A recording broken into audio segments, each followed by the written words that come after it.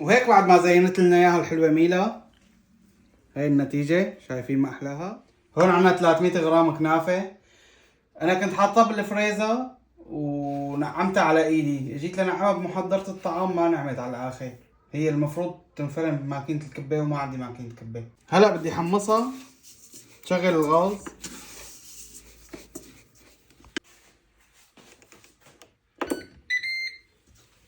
بنزل الزبدة او سمنة اللي متواجد عندكم.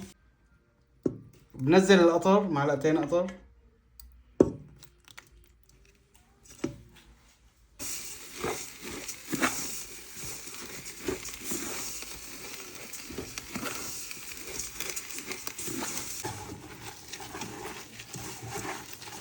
الكنافة اللي زادت عندي من النابلسية هلا رح ساوي فيهم لقمة مدلوقة.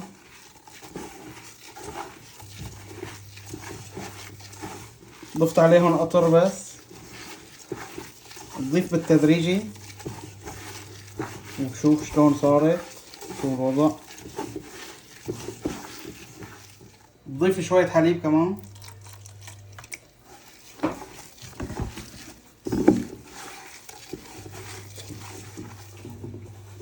وهلا بعد ما شبكت عندي وصارت مثل العجينة، بنمدها هلا بالشكل هذا.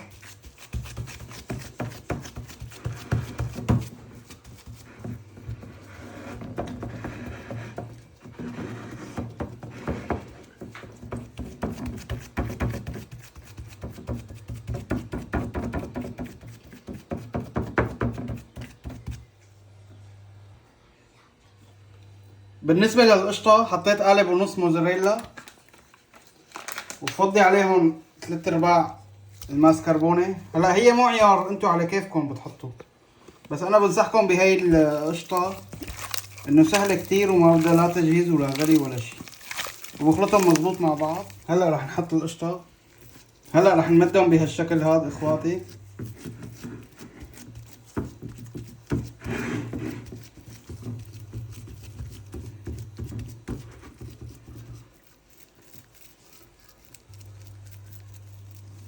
شايفين؟ هلا انا كبستها هيك بايدي طلع منظرها ما عجبني، اما هيك مشان تبين قشطة يعني.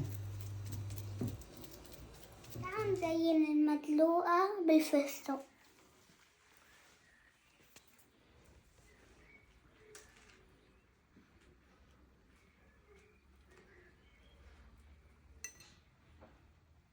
وهيك بعد ما زينت لنا اياها الحلوة ميلا، هاي النتيجة، شايفين ما احلاها.